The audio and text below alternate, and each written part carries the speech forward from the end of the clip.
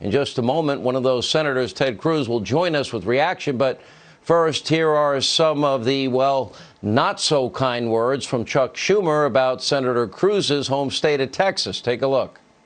The bottom line is Texas thought it could go at it alone and built a system that ignored climate change. It was not what's called resilient. And now Texas is paying the price. I hope they learn the lesson. When we build power, when we build anything now, we have to take into account that climate change is real, or people will be caught the way the people in Texas were.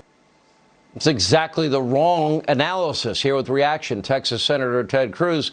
Senator, Texas rightly, and I would highly recommend you stay this way, stayed away from federal bureaucracy as it relates to your power grid, and I would advise strongly you continue to stay that way. That's not what the problem really was, is it? Well, that's exactly right. Chuck Schumer there was engaged in all politics and not focused on facts or reality.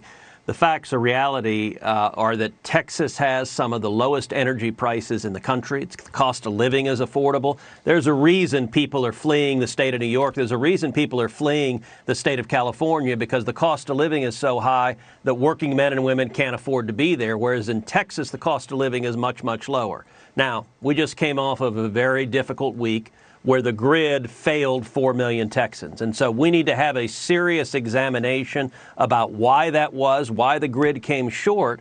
But one of the major elements of that is actually the policy that Schumer is pushing for the whole country, which is the Green New Deal. You look at Texas right now, about 25% of our electricity capacity is wind. And yet, in the middle of this storm, that capacity dropped all the way down to 2%. You want to talk about reliability.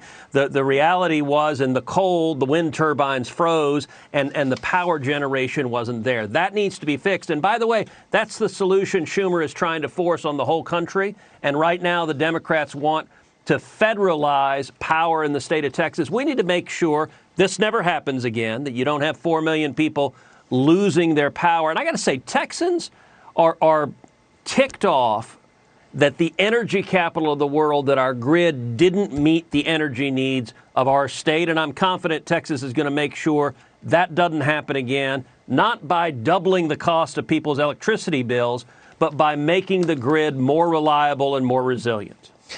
As I went through the litany of the nominations now, and Garland didn't seem to know much of anything.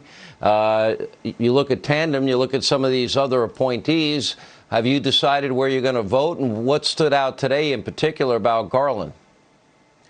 Well, Garland has a good reputation as a judge. He has a reputation for integrity. He has a reputation of being relatively nonpartisan as a judge.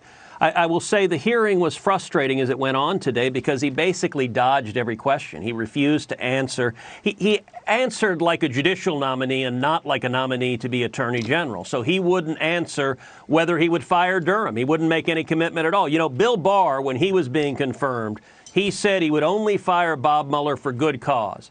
I asked Judge Garland, will you make the same promise about Durham? And he just said, well, I don't know anything about it. He was also asked, will the Department of Justice continue to process people illegally crossing the border? He wouldn't make that commitment. He said, I don't know. I asked him, will the Department of Justice seek to overturn the Heller decision and essentially repeal the Second Amendment right to keep and bear arms? Again, he said, well, I can't make any commitment on that. It was a really disappointing performance in total because he wouldn't be candid. He wouldn't be forthcoming. And, you know, you were talking about extreme nominees. Javier Becerra is an example of that. The Biden administration likes to talk about their science-based and their priority is stopping COVID. Well, Javier Becerra has been nominated to be the Secretary of Health and Human Services. He's not a doctor. He has no scientific background. He has no background in virology. He's never worked at a pharmaceutical company. He's got nothing to do with health care. But what is he? He's a trial lawyer. And his only experience, as far as I can tell, with health care is he sued the Little Sisters of the Poor. And if a Republican nominated a trial lawyer to lead the Health and Human Services Department in the midst of a global pandemic, they'd be laughed out of the room because it would be absurd. And yet the Biden administration's focus is on paying off the liberal special interests, not on being based on the science and defeating the pandemic. You dropped off your daughters in Mexico. You came home in a day, probably less than a day. And here you have this scandal with Governor Cuomo, barely mentioned on these so-called other news networks. You're like 24/7 because you dropped somebody off and you came back home. I still think you can be a father and senator at the same time. And then you look at the scandal in New York and the cover-up. Where's the proportionality from the mob and the media? We got less than a minute. Well, you're right, and I think the media is suffering from Trump withdrawal, where they've attacked Trump every day for 4 years. They don't know what to do, so they obsessed over my taking my girls to the beach. I got to tell you, today I asked Merrick Garland if he would open an investigation into Andrew Cuomo's shameful policies. A senior Cuomo aide admitted they lied. They covered up the policies that sent COVID-positive people into nursing homes and may well have resulted in the deaths of thousands or tens of thousands. Merrick Garland wouldn't commit to investigate it, and the media won't even cover it. And they did it to avoid a Justice Department investigation. Exactly. I don't know. There was a name for that when I grew up. I think you know what it's called. All right, Senator, thank you.